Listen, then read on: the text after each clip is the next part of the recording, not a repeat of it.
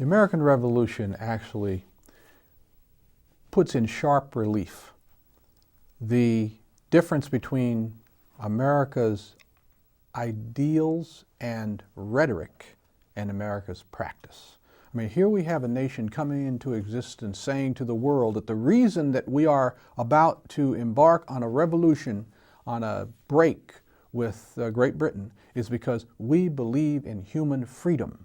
We hold these truths to be self-evident, and on about liberty and justice and equality. And those same people making this plea to the world are also the holders of human beings in bondage.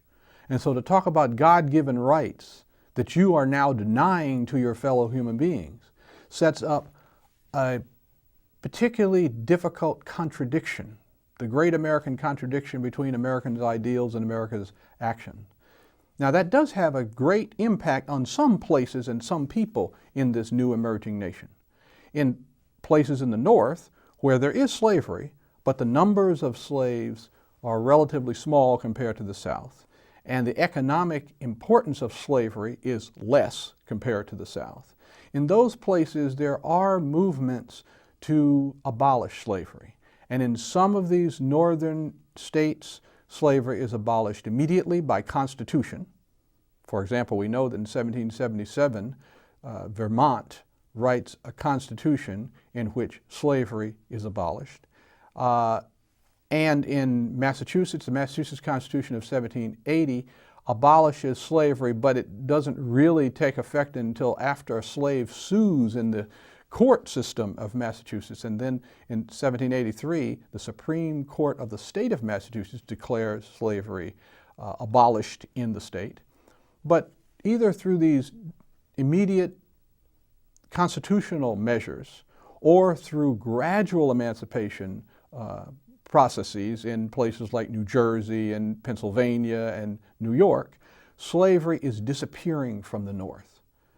At the same time, in the South, slavery is not disappearing.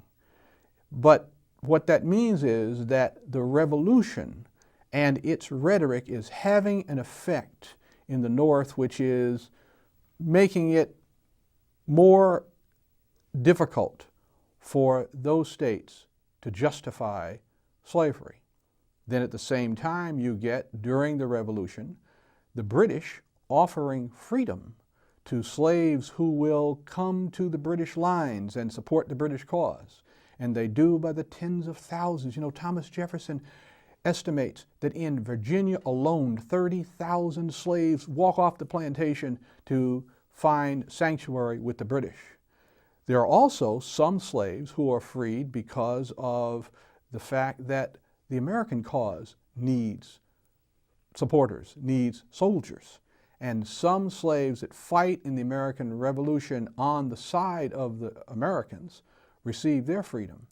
So that all in all, with the numbers of slaves who run away, the numbers of slaves who are freed because of measures that are being put into place in northern states abolishing the institution, the number of slaves who are freed because they are fighting for the American cause, all in all, we find tens of thousands of slaves who are freed as a result of the American Revolution. In fact, there are more slaves freed in the aftermath of the American Revolution than in any other single event until we come to the Civil War in the mid-19th century.